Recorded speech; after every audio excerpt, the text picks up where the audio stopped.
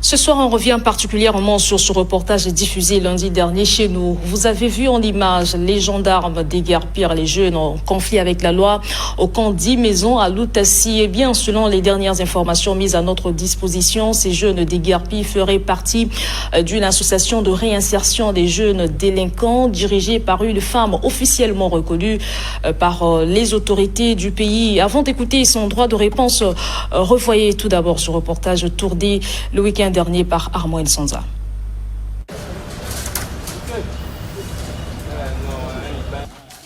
C'est dans ces hangars en démolition que les Koulouna et Bébé Noir avaient pris quartier depuis un moment au camp 10 maisons à Lutassi.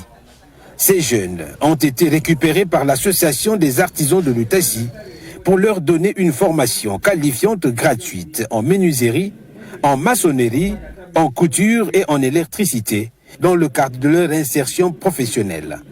Malheureusement, la plupart d'entre eux brilleraient par de comportements déviants et insupportables. Menaces, harcèlement, agressions de toutes sortes, surtout les heures tardives, et cela a créé un climat de peur, de psychose et d'insécurité dans le camp et dans toute la zone. Inquiète, la direction de l'ANAC avait elle-même sommé ses occupants illégaux de quitter les lieux, mais sans succès. La situation est remontée jusqu'au commandement de la brigade de la gendarmerie de Brazzaville, qui, après une enquête menée sur les lieux, a fini par envoyer ses éléments pour déguerpir ces bandits qui ont fini par transformer ces ateliers de menuiserie en fumoirs. Satisfaction de bienvenue au Tungo Kana, agent de l'ANAC et chef de bloc 10 maisons Lutassi. Dès qu'ils finissent de travailler ici, ils repartent vers le marché de 10 francs. C'est là où ils commettent les bavures.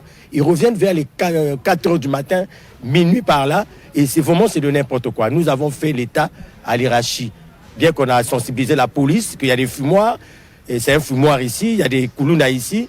Nous avons également tenu compte de sensibiliser au DG de l'ANAC. Nous sommes en insécurité. Parce que quand ils sont dans cet état-là, après qu'ils ont fumé, dans cet état-là, ils ne connaissent plus qui a droit de vivre ici, qui n'a pas droit. Alors donc nous avons nos enfants ici, nos familles. Nous sommes inondés par la gendarmerie qui est venue pour les déguerpir. De machines à coudre et autres objets vidés de hangars sont exposés pêle-mêle. Et les habitants du camp 10 maisons demandent aux autorités de trouver un autre espace à ces occupants illégaux pour éviter le pire, car ils ne veulent plus cohabiter avec eux.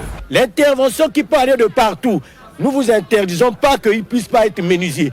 Trouvez-le un autre endroit. Nous, on ne partage plus la cour avec eux. Ces occupants illicites squattent ces lieux depuis plus de 10 ans. Eh bien, ce reportage a fait réagir la présidente de l'association des artisans de Lutassi. On l'appelle Ghislaine Chiraline Matondo, qui s'indigne de la procédure de déguerpissement. Son association œuvre pour la réinsertion des jeunes délinquants, a-t-elle dit à notre micro. Écoutez. Nous ne sommes pas un groupe de bandits ou une association formatrice de bébés noirs pour envoyer aller faire la pagaille. Au contraire, nous sommes une association qui fait réinsertion de jeunes. Nous avons eu la confiance de l'État par le Haut Commissariat à la justice restaurative, à la prévention au traitement de la délinquance juvénile. Nous sommes une association qui a apporté pionnier de la fabrication et vente de fauteuils au sein de 10 maisons. Nous ne sommes pas au top-top de 10 maisons, mais nous avons quand même emmené ce métier-là dans le camp de l'ANAC de 10 maisons où tous les agents et leurs enfants sont devenus fabricants et vendeurs de fauteuils. Nous savons que quand on dit réinsertion, il y a la formation, il y a aussi suivi. C'est comme un enfant qui va à l'école. Si un père le retrouve en chemin avec une cigarette dans la rue, ça ne signifie pas que nous devons chasser l'enfant. Nous avons la mission de les ramener. Aujourd'hui, ces jeunes que nous avons récupérés dans la rue se retrouvent encore dans la rue aujourd'hui, 5 jours dehors. C'est une association sensible que je ne peux pas aussi emmener sans l'accord de ma hiérarchie. Et je ne peux pas emmener n'importe où. Et c'est une association icône de la réinsertion de Congo-Brazzaville. Nous sommes à Mungali. C'est ce qui me fait un peu mal. Mais je ne suis pas sûre. Avec le commissaire de marché d'Ifro, il descend toujours voir ses enfants sur place à la télé. Mais quand il tracte des délinquants de bébés noirs, c'est-à-dire que je devais avoir déjà une procédure à la police, que les enfants qui sont avec toi ont été tractés par la police. Donc nous ne pouvons aussi rien refuser. Parce que comme j'ai dit, on peut voir un enfant, bien qu'il va à l'école, mais dans la rue, il a une cigarette. Nous assumons tout ça.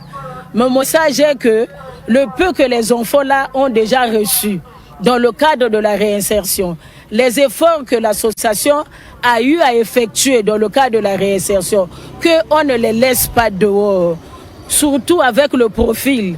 On ne peut pas aussi les déplacer, les emmener n'importe où.